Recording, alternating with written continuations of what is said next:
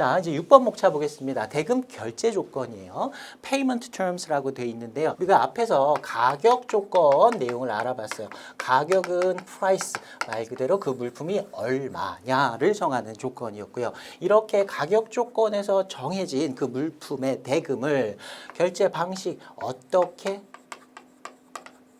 어떤 방법으로 결제를 할 것인지, 그 다음에 이 정해진 방법대로 언제 결제를 할 것인지 결제 시기를 정하는 조건이라고 볼 수 있겠습니다. 자, 가격만 중요한 것 아니고요. 가격도 물론 중요하지만 정해진 가격을 예를 들어서 어떤 물건 100달러에 받기로 했다. 100달러에 팔기로 했다. 그런데 이 100달러가 현금으로 100달러인지 우리가 뒷부분에서 배울 뭐 추심 방식을 통해서 대금을 지급하게 될 것인지 또는 뭐 신용장 방식에 의해서 대금을 지급하게 될 것인지 기타 다른 방법으로 지급할 것인지 결제 방법의 안정성이라든가 편리함 뭐 이런 것들에 따라서 그 계약의 조건에 유불리가 좀 나누어질 수 있고요. 특히 이제 결제를 언제 하느냐, 주문을 할 때 바로 계약 체결할 때 돈을 먼저 줄 것이냐, 아니면 물건 먼저 건네주고 나중에 돈을 받을 것이냐, 이 시기도 굉장히 중요한 문제라고 볼 수 있겠습니다. 특히 이 무역계약은 같은 국가 내에 있는 당사자 사이의 거래가 아니죠. 외국에 멀리 떨어져 있는 당사자와의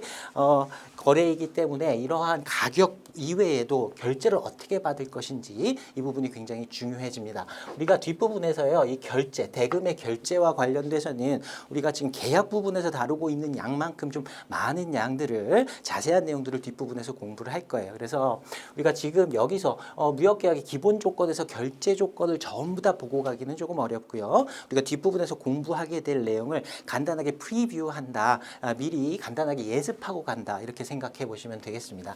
아무튼 대금 결제 조건에서 중요하게 다루어야 될 것은 어떻게 결제할 것인가, 언제 결제할 것인가, 이걸 정하는 것이다.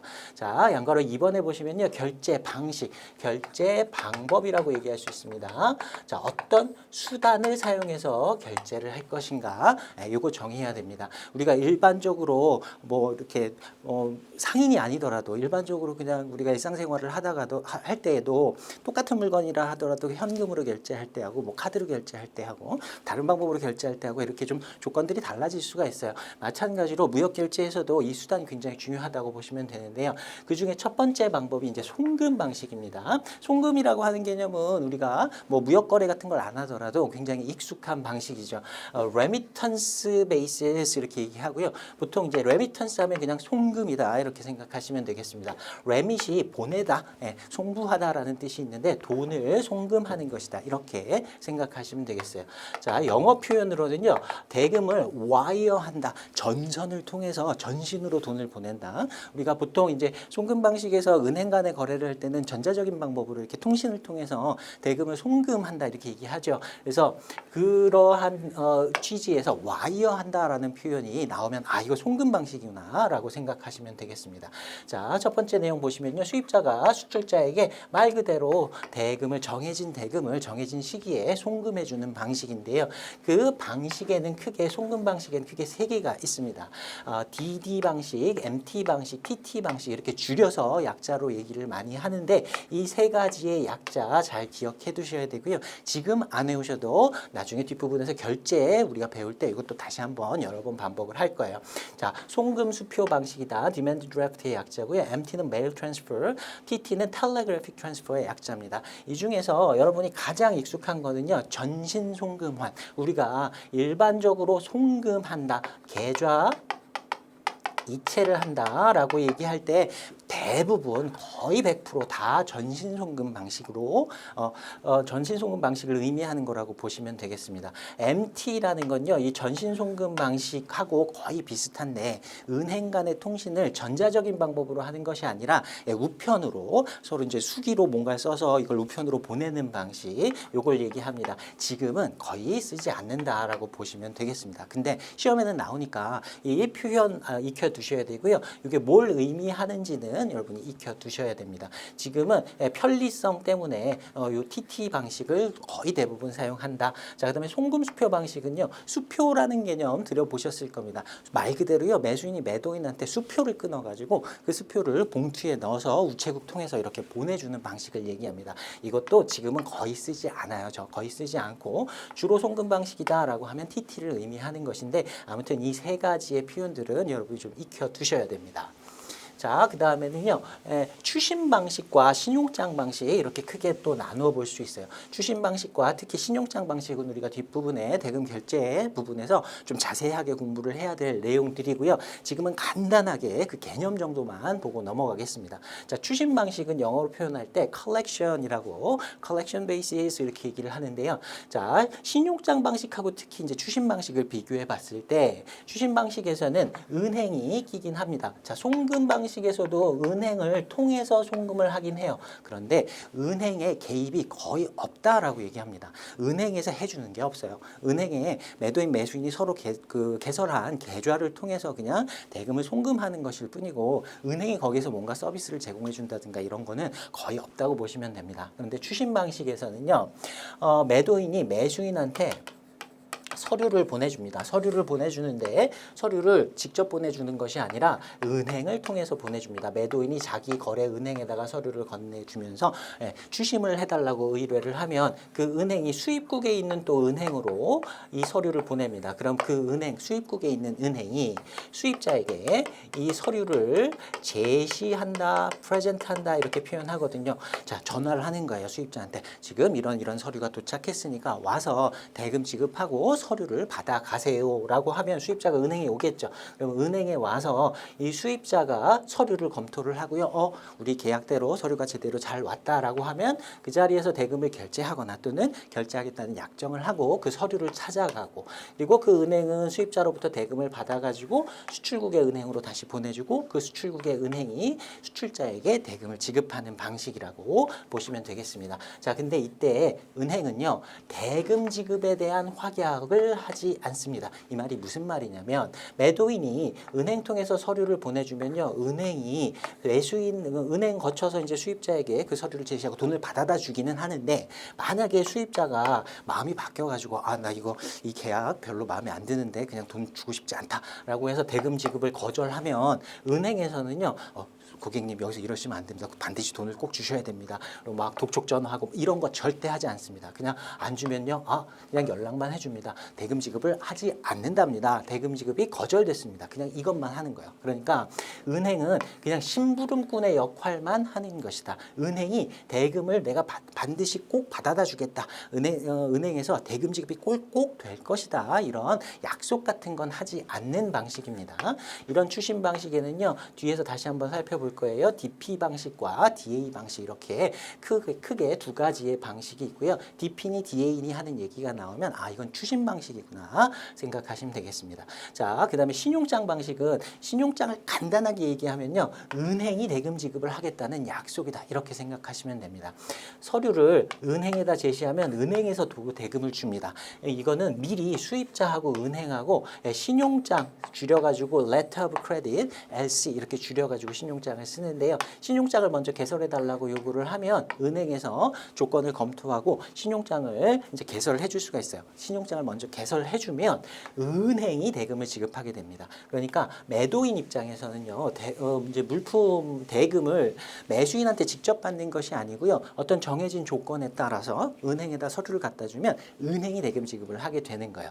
그래서 수출자가 신용장의 조건에 일치하는 서류를 은행에 제시하면 대금 지급을 받기 위한 조건은요, 서류상의 조건입니다. 그 조건들은 매도인, 매수인이 미리 합의를 한 조건, 그거에 따라서 매수인이 은행에다 신용장을 개설할 때 이런 조건을 요구하면 그 조건 그대로 일치하는 서류를 매도인이 가지고 오면 대금을 지급하게 되는 방식이라고 보시면 됩니다. 자, 아무튼 은행이 이거 요구한 서류가 맞나 확인을 하고요. 그 다음에 대금을 직접 지급을 하거나 또는 나중에 지급이라든가 뭐 인수를 약속한다라고 했는데 그 자리에서 돈을 주지 않더라도 은행이 약정을 하는 거예요. 약속을 하는 겁니다.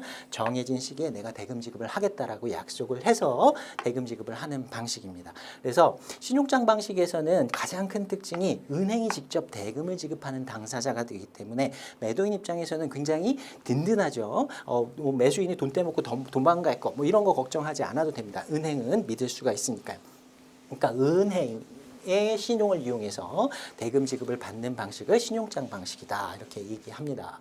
자, 이제 양괄호 3번에 보시면요. 우리가 앞에서 송금 방식, 추심 방식, 신용장 방식 이런 대금 결제 방법들이 있다고 말씀을 드렸는데 그 결제 방법 중에서도 대금 지급의 시기들이 나누어집니다.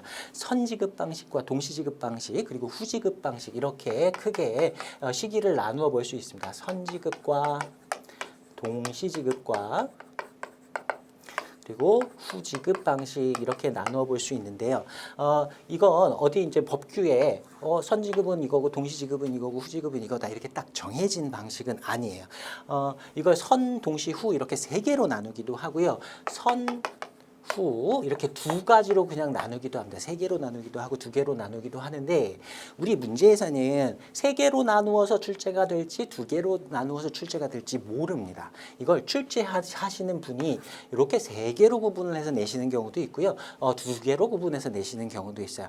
선, 동시, 후로 나눌 때 다음은 어떠한 지급 방식이냐 이렇게 친절하게 자세하게 이렇게 전제를 깔고 물어보지 않고요. 그냥 선지급 방식, 후지급 방식 이렇게만 얘기를 하면 이게 세 개로 나눴을 때 얘기하는 건지 두 개로 나눴을 때 얘기하는 건지 조금 헷갈릴 수가 있습니다. 근데 우리가 여기서 기준 하나만 좀 정해놓으면 돼요. 어떤 방식으로 어떤 기준으로 문제가 출제될지는 모르겠지만 우리가 기준을 하나만 정해두면 됩니다. 이렇게 선, 동시, 후 세 개로 나눌 때는요.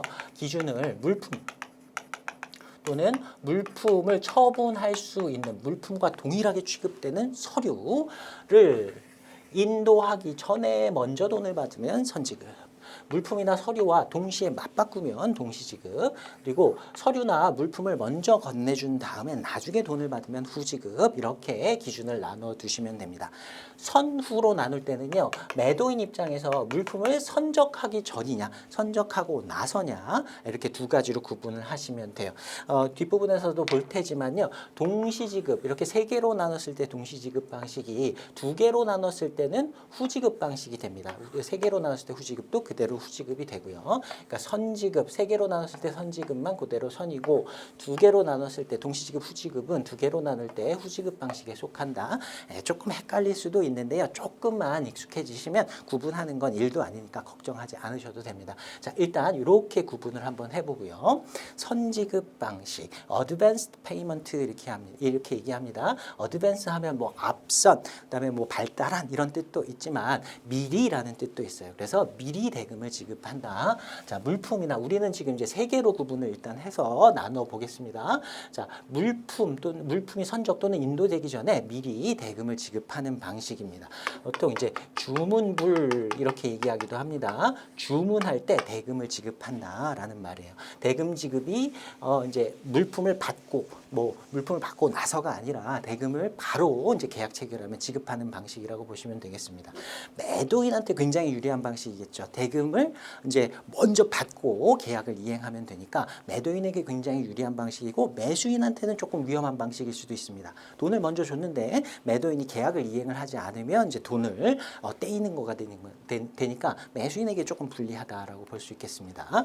자, 선지급 방식의 종류에는요. 주문시 지급 방식, 지금 제가 방금 말씀드렸던 주문불이라고 하는 표현을 주문시 지급 이렇게 얘기하기도 합니다. 자, CWO라고 되어 있는데 우리가 나중에 결제 쪽에서 다시 한번 살펴볼 거지만 이 약자 굉장히 많이 쓰고 있으니까 좀 기억해 두시면 좋겠습니다. 자, CWO는요. Cash with Order의 약자입니다. 자, 캐시 현금을 주는 것인데 오더를 할 때 주문을 할 때 대금을 지급한다라는 뜻이에요.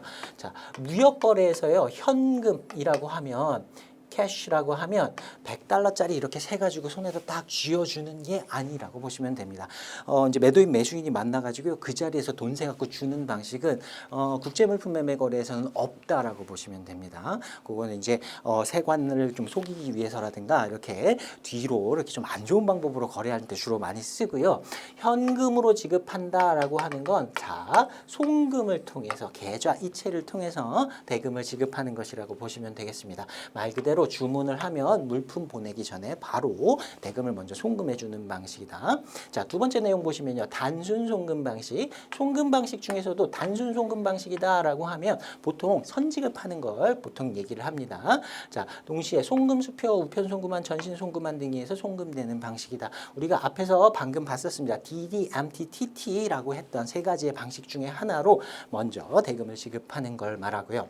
자, 그 다음에 보시면요. 신용장 방식인데요. 신용장 방식에서 이건 좀 특수 신용장에 속합니다. Red Clause LC라고 하는데요. 선대 신용장, 뭐 전대 신용장 이렇게 얘기를 합니다. 나중에 신용장 공부하면서 또 자세히 공부를 할 거니까 일단 이름만 봐두고 넘어가겠습니다.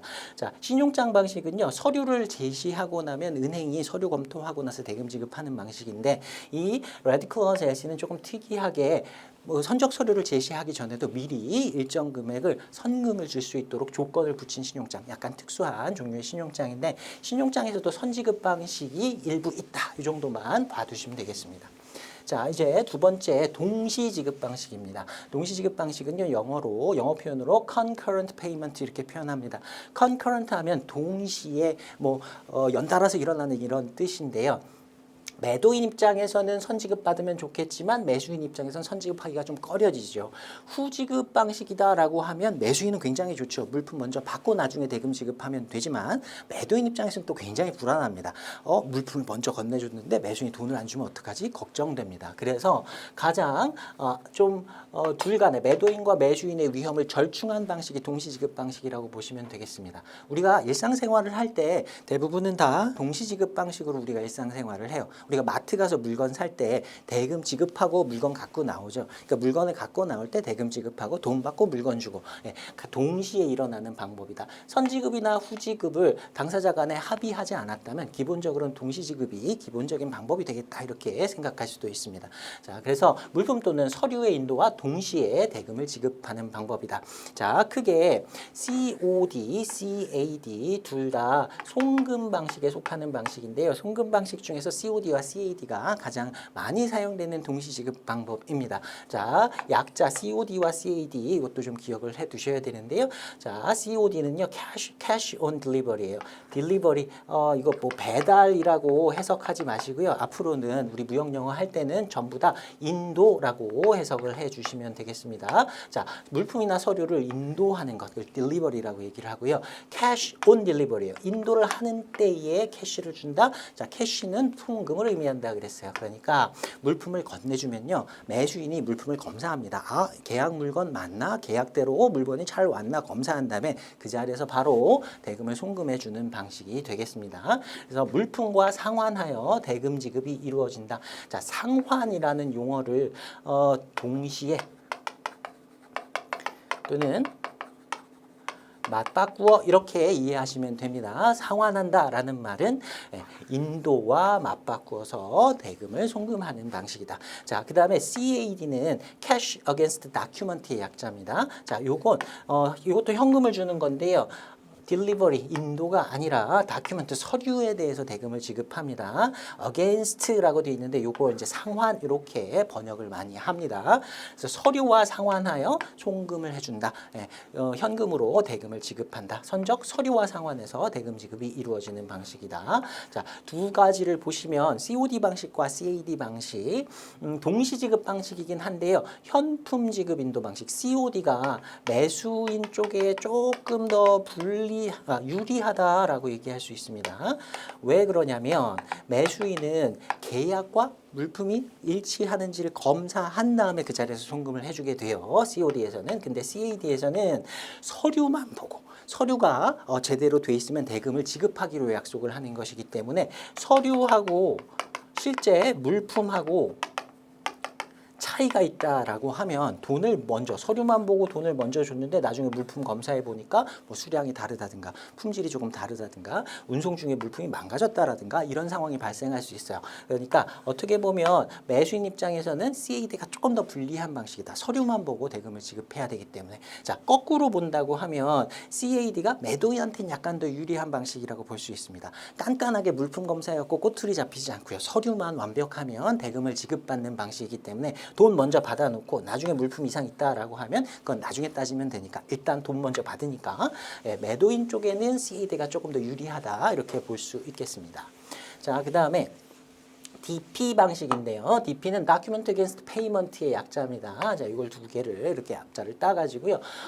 이거는 추심 방식 중에 하나예요. 추심 방식 중에 DP라고 하는 방식은 아까 설명드린 대로 추심 방식으로 대금 결제를 하기 위해서 매도인이 선적 서류를 준비해서 은행을 통해서 서류를 건네주면 은행이 서류를 매수인한테 제시를 하고 그 자리에서 돈을 받고요. 그러니까 서류하고 물품하고 맞바꾸는 겁니다. 은행에서 대금을 매수인이 주지 않으면 서류도 안 건네주는 거예요. 돈을 주면 그 자리에서 서류를 맞바꿔주고 그 돈을 매도인한테 다시 보내주는 방식입니다. 자, 이런 방식을 DP라고 하고요. 자세한 내용은 우리가 결제 쪽에서 다시 한번 공부를 할 겁니다. 자, 그 다음에 신용장 방식에서 일람 출급 신용장, at site LC라고 얘기를 하는데요. at site, 사이트라고 하면 시야에 뭔가 들어오는 거죠. 서류가 일체하는 서류가 눈앞에 딱 제시가 되면 그때 딱 봤을 때 그걸 일람 출급 이렇게 얘기합니다. 자, 눈으로 딱 봤을 때 일치한다라고 하면 그때 바로 대금을 지급하는 방식이에요. 신용장 방식 중에서는 at site LC가 동시 지급 방식에 속합니다. 자, 이제 후지급 방식입니다. 후지급 방식은 물품이나 서류를 먼저 매도인이 건네주고 나중에 돈 받는 방식이라 그랬어요. 뭐 단기니 뭐 중장기 이렇게 1년 가지고 구분하는 방법도 있는데 요 기준은 뭐 국내법에서 얘기할 때 조금 다르고요. 무역실무에서 관행을 얘기할 때 조금 다르니까 절대적인 기준은 아닙니다. 보통 이제 송금 방식으로 후지급을 한다라고 하면 뭐 1년 이내 이렇게 가는 것도 좀 길고요. 30일에서 90일 정도 사이에 대금 지급, 물품 먼저 건네주고 한 달에서 세 달 이렇게 사이에 돈을 받는 방식이 후지급 방식의 일반적인 방식이라고 보시면 되겠습니다. 자, 후지급 방식을 영어로 얘기할 때는요, later payment 이렇게 얘기하기도 하고요, deferred payment라고 얘기하기도 합니다. defer는 delay라는 뜻이에요. 지연하다라는 뜻이에요. 그러니까 나중에 돈을 준다라는 의미로 보시면 되고, 자, 종류 보시면요, OA 방식이라는 게 있습니다. 자, 이거는 송금 방식에서 후지급 방식을 보통 OA라고 불러요. 오픈 어카운트의 약자인데요. 어카운트는 우리가 계좌 뭐 이렇게 많이 번역을 하죠. 근데 은행 계좌 뭐 이런 것들만 의미하는 것이 아니고요. 무역 실무 하실 때 어카운트를 조금 넓게 해석하셔야 됩니다. 거래라든가 특히 외상 거래 또는 장부 뭐 이런 것들도 전부 다 어카운트라고 불러요. 이 중에서 거래가 열려 있다, 열어놓은 거래다라고 생각하시면 되고요. 요건 그냥 쉽게 생각하면 외상 거래입니다. 매도인이 매수인을 믿을 수 있어요. 이 사람은 돈 떼어먹지 않을 거다라고 확신이 있으면 오랫동안 거래를 했다거나 굉장히 뭐 큰 기업에서 신용도가 튼튼한 기업이다라고 하면 그냥 외상 거래하는 겁니다. 결제 만기일 대금 지급할 날짜만 당사자 간의 계약서에서 정해요. 계약 체결할 때 정한 다음에 먼저 선적을 완료해서 물품을 보내줍니다. 그러면 만기에 대금 지급하기로 약속한 만기일에 매수인이 송금을 그냥 해주는 방식이에요. 어음 같은 것도 사용하지 않고요. 그냥 물품, 서류 다 건네주고 나면 약정한 기일에 대금을 송금받는 거래다. 그러니까 매도인이 매수인을 완전히 믿을 수 있어야 할 수 있는 방식입니다. 매수인 입장에서는 제일 좋은 방식이죠. 물품 먼저 받고 무슨 어음 같은 거 끊는 것도 없고요. 그냥 물품 자기 신용으로 물품 받아가지고 나중에 약속한 날짜에 대금만 지급하면 되니까 가장 간단한 방법이다라고 보시면 되고, 거꾸로 얘기하면 매도인 입장에선 가장 위험도가 높은 방법이다라고 얘기할 수 있습니다. 자, 이거 보통 OA 줄여서 오픈 어카운트 줄여서 OA라고 한다. 자, 그 다음에 추심 방식에서는 아까 우리가 동시지급 방식에서 DP를 동시지급 방식, 추심에서의 동시지급 방법으로 봤었는데요. 추심에서 DA가 후지급 방식입니다. Document Against Acceptance의 약자인데요. 여기서 acceptance는 승낙이라는 뜻이 아니라 인수라는 어음의 인수라는 뜻이 됩니다. 자, 추심 똑같이 DP처럼 똑같이 추심을 하는데 DP에서는 서류 갖다 주면 바로 돈을 준다 그랬어요. 그런데 DA에서는요. 기한부 환어음, 어음의 한 종류입니다. 어음 중에 기한부 어음이라고 하는 건 대금 지급을 하기로 한 날짜가 나중인 거예요. 나중에 약속한 날짜에 돈을 주기로 하는 환어음을 매도인이 발행하고 수출자가 발행하고 대금 지급을 매수인이 직접 하는 게 바로 하는 게 아니라 서류는 먼저 받아요. 서류는 먼저 받고 나서 인수라는 걸 합니다. 인수는 그냥 약속이라고 생각하시면 돼요. 어음을 내가 만기에 대금 지급하겠다라고 하는 약속을 하는 걸 인수라고 보면 되고요. 약속만 하고 먼저 서류를 받아가는 겁니다. 서류를 받아갔다라는 건 이 서류상에 BL과 같은 선화증권과 같은 서류들이 포함되어 있기 때문에 물품을 받는 거나 마찬가지예요. 그러니까 실제로는 대금 지급은 하지 않고 대금 지급의 약속만을 하고서 나중에 정해진 만기에 물품 먼저 받고 나중에 대금 지급하는 방식이다. 이것도 역시 매수인의 약속을 믿고 서류를 건네주는 것이기 때문에 매도인 입장에서는 위험도가 꽤 높은 방식이고 매수인 입장에서는 부담이 없는 방식이다라고 볼 수 있겠습니다. 자, 그다음에 신용장 방식에서는요. 우리가 동시지급 신용장 방식에 SITS라는 게 있다 그랬죠. 신용장 방식에서도요. 은행이 대금을 지급하는데 서류를 먼저 받고 나중에 돈을 주기로 하는 방식이 있습니다. 그걸 Use and Sell C라고 부릅니다. 기한부 신용장이라고 불러요. 자, 추심 방식에서 DA하고 비교해 보면요. DA보다는 Use and Sell C 신용장 쪽이 훨씬 더 안전합니다. 매도인 입장에서 보면 돈은 나중에 받는 건 같지만 DA의 경우에는 매수인이 나중에 돈 주겠다는 약속을 받고 서류를 건네주는 것이고 유전세스에서는 은행이 대금 지급하겠다는 약속을 받은 것이기 때문에 은행의 약속이 훨씬 더 믿을만하죠. 그래서 추심 방식 DA보다는 유전세스가 대금 지급의 시기는 뒤에 있다 하더라도 후지급 방식이라 하더라도 훨씬 더 매도인에게 유리한 방식이다라고 볼 수 있겠습니다. 자, 이렇게 결제 방식들을 선, 동시, 후까지 해서 알아봤습니다. 자, 처음에 말씀드린 대로 물품이나 서류를 건네주는 걸 기준으로 잡아서 선, 동시, 후 이렇게 나눠보시면 되고요. 이걸 만약에 둘로 나눈다라고 하면 선지급, 후지급 두 개로 나눌 때는 선적을 기준으로 보면 된다. 자, 동시지급 방식 우리가 뭐 COD, CAD, DA, 뭐 Use and Sell C 뭐 이런 것들 동시지급 방식에는 DP가 있었고요. 네, 사이트 S가 있었죠. 자, 요 방식들 동시지급 방식에서도 COD나 CAD에서도 물품이나 서류를 건네주고 매수인한테 돈을 받는 방식이기 때문에 선적이 먼저 이루어져야 됩니다. 돈은 동시에 받지만 선적은 먼저 한 거거든요. 추심이나 신용장을 이용하기 위해서도 서류가 필요한데 그 서류는 다 선적이 이루어져야 나오는 서류들이에요. 선적 서류들은. 그래서 서류를 기준으로 물품이나 서류가 아니라 선적을 기준으로 볼 때는 선과 후 이렇게 두 가지로 나눌 수 있다. 동시지급, 후지급으로 세 개에서 나눴던 걸 후지급으로 이렇게 가면 된다. 이거는 조금만 연습을 해보시면 되니까 이 정도 정리하고 넘어가겠습니다. 자, 이제 7번째 목차입니다. 보험 조건, insurance terms입니다. 자, 물품을 운송하다가 중간에 물품이 멸실 또는 손상된다 이렇게 얘기하죠. 물품이 없어지거나 망가지거나 이런 경우가 생길 수 있어요. 그래서 그 여러 가지 위험에, 운송 중에 위험에 노출이 되는데 특히 국내 거래와는 달리 국제 물품 매매 거래에서는 장거리의 운송이 이루어져야 되죠. 우리나라하고 뭐 미국 간의 물품을 거래한다라고 하면 우리나라에서 미국까지 물품이 운송이 되어야 되기 때문에 그 운송 기간도 굉장히 오래 걸리고 뭐 선박으로 운송을 하건 항공기로 운송을 하건 그 운송 수단마다 고유의 위험이 좀 있죠. 그래서 그 위험에 대비해서 만약에 중간에 운송 중에 물품이 망가질 것에 대해서 보험 계약을 체결하는 겁니다. 일종의 이제 손해보험이라고 생각하시면 되고요. 그 물품에 대해서 보험을 부보한다. 자, 보험 부보 의무자, 보험 금액, 보상 범위 등을 미리 약정하는 조건을 말한다. 이렇게 얘기하는데, 자, 부보라는 표현이 나왔어요. 부보는 보험에 가입하다. 또는 보험 계약을 체결하다 뭐 이런 뜻으로 쓰입니다. 영어 표현으로는 cover라는 표현을 많이 쓰는데 이걸 부보한다 이렇게 얘기를 많이 합니다. 그래서 보험 계약을 누가 체결해야 되느냐, 매도인이 할 것인가, 뭐 매수인이 자기가 스스로 알아서 할 것인가.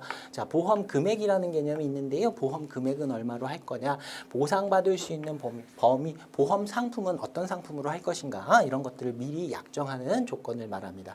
특히 그 보험의 부보할 때 보험계약 체결할 때 이제 보험료를 내야 되는데 그 보험료를 누가 낼 것인지 이런 것들도 이제 보험 조건에서 정합니다. 자, 보험 조건은요. 양과로 2번에 보시면 우리가 가격 조건에서 살펴본 것처럼 정형거래 조건에서 보통 이걸 정하는 경우들이 많습니다. 정형거래 조건에서 인코텀스와 같은 정형거래 조건에서 원칙은 맨 밑에 보시면 스스로 보험에 부보한다. 운송 중에 위험을 부담하는 당사자가 자신을 위해 스스로 보험에 부보하는 게 원칙이다라고 보시면 되겠습니다. 자, 우리가 정형거래 조건 뒷부분에 자세히 배울 텐데요. 위험 부담을 어떤 구간에 대해서 매도인이 하는지 매수인이 하는지가 정해집니다. 그럼 정해지면 그 위험 부담을 스스로 하는 당사자가 이거 가다가 망가지면 큰일인데 그럼 보험에 내가 부보해야 되겠다. 그래서 자기가 보험계약 체결하고 보험료 내고 이렇게 하면 되고요. 나는 괜찮을 것 같아. 사고 안 날 것 같아. 그럼 내가 알아서 스스로 보험계약 체결하지 않을래. 보험 필요 없어. 나는 보험료를 아낄래. 이렇게 결정할 수 있겠죠. 스스로 자기가 결정하면 됩니다. 그런데 딱 두 가지의 조건 나중에 다시 공부할 거예요. CIF하고 CIP라는 정형거래 조건이 있습니다.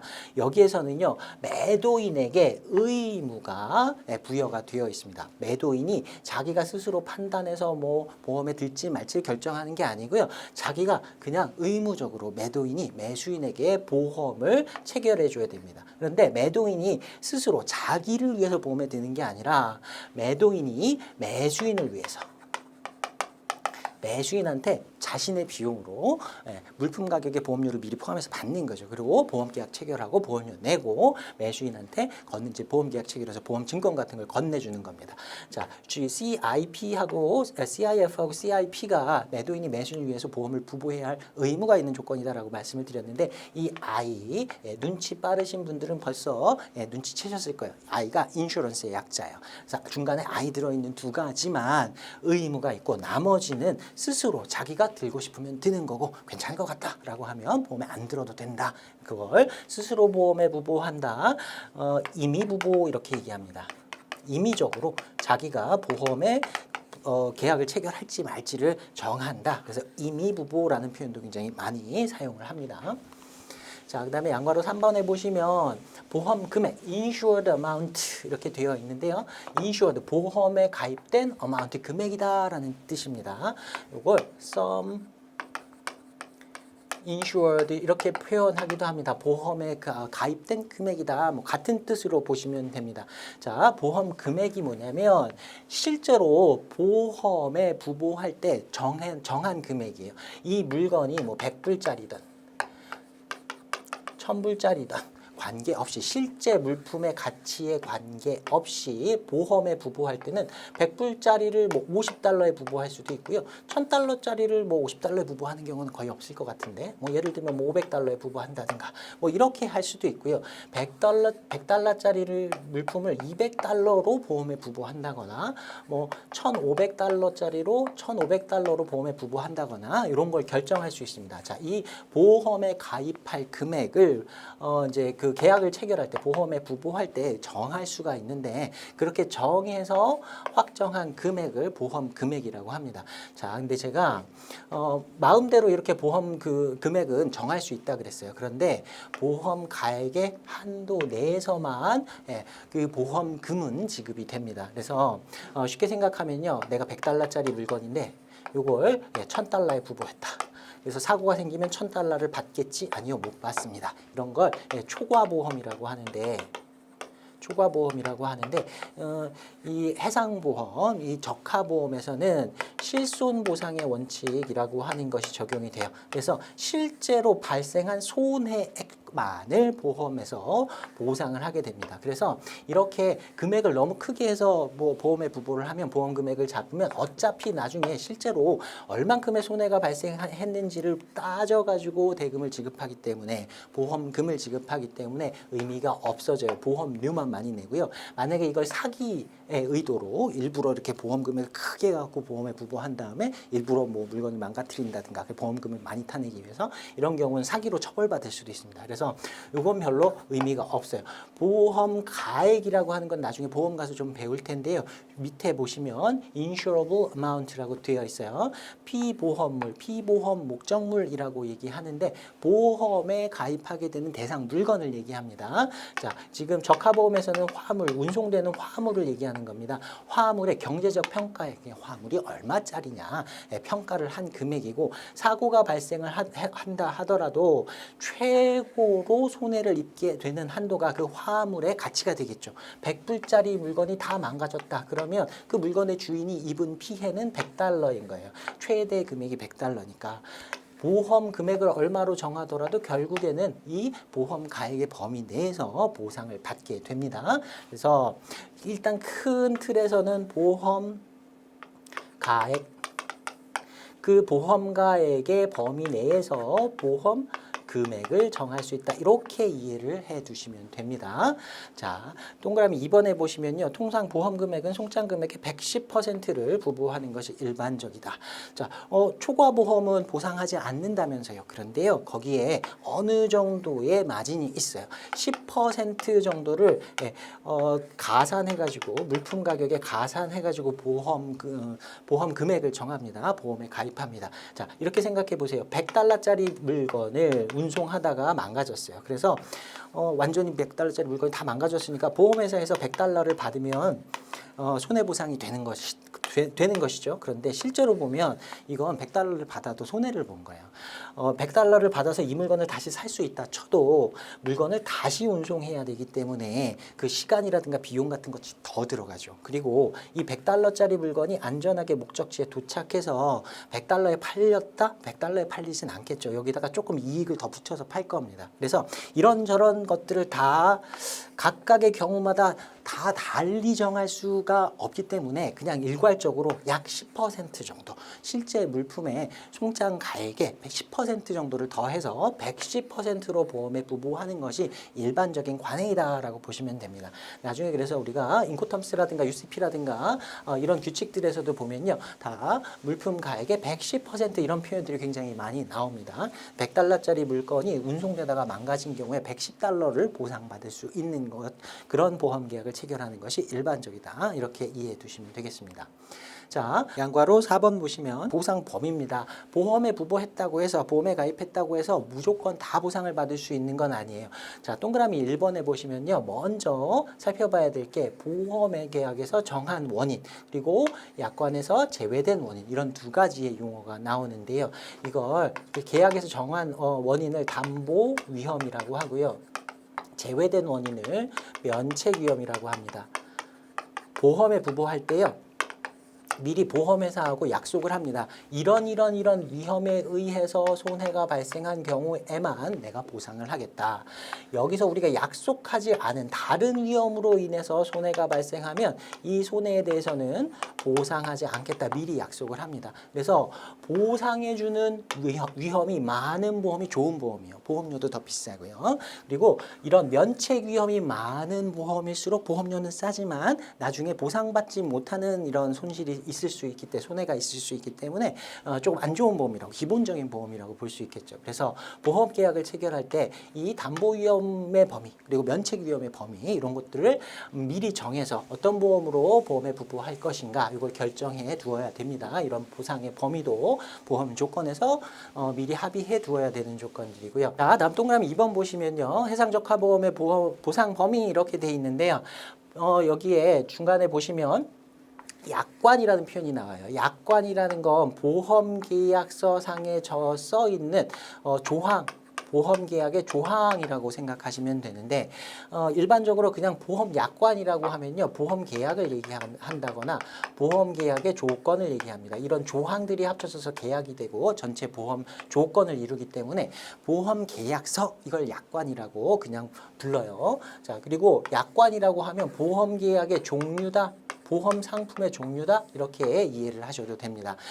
보험 상품의 종류는 굉장히 여러 가지겠죠. 엄청나게 많은 숫자가 있습니다. 그런데요, 다행히도 해상 적하보험 이런 무역에 사용되는 적하보험의 종류는 세 가지가 사용이 된다라고 보시면 됩니다. 전 세계 공통적으로 세 가지의 보험을 사용하는데 협회, 적하, 약관이라는 걸 주로 스탠다드로 사용을 합니다. 이 협회는요, 영국에 있는 보험자 협회를 말합니다. 영국에 있는 보험자 협회에서 어떤 약관을 만들어 놨는데 뭐에 대한 약관이냐면 적하, 화물 보험에 대한 약관을 미리 정해 놓고 그걸 사용해요. 그걸 우리가 협회 적하 약관이라고 하고요. 약자로 ICC라고 부릅니다. 우리가 무역 그 영어를 볼 때 ICC라고 하면 국제 상업회의소 인코텀스라든가 뭐 UCP라든가 이런 걸 만든 단체가 있습니다. International Chamber of Commerce. 이걸 줄여서 ICC라고 부르고요. 또 협회 적하 약관도 ICC라고 부릅니다. Institute Cargo Clause의 약자인데요. 이것도 ICC라고 약자를 부르니까 ICC라고 할 때 이게 국제상업회의소를 얘기하는 것인지 보험 상품의 종류인 협회 적하 약관을 얘기하는 것인지 그건 문맥으로 판단을 하셔야 됩니다. 자, 이 보험 약관은요 굉장히 오래전에 만들어졌고요. 그 사용되던 약관들이 굉장히 오래전부터 사용되던 것들을 개정해야 될 필요가 있어서 1982년에 다시 한번 약관을 전면 개정해서 하나 만들었어요. 그래서 이전에 쓰던 약관을 버렸느냐 그건 아니고요. 이전에 쓰던 약관도 그대로 지금 사용합니다. 옛날 약관도 그대로 사용을 하고 그리고 새로 만든 약관도 사용을 해요. 그래서 둘을 구분하기 위해서 앞에다가 옛날에는 구라는 말을 안 붙였겠죠. 이제 새로 약관을 만들고 나서 옛날 약관을 구협회 적하 약관이라고 부르고요. 82년도에 새로 만들어진 약관을 신협회 적하 약관 이렇게 부릅니다. 이 신협회 적하 약관은 82년도에 새로 전면 개정이 돼서 구약관에서 넘어왔는데요.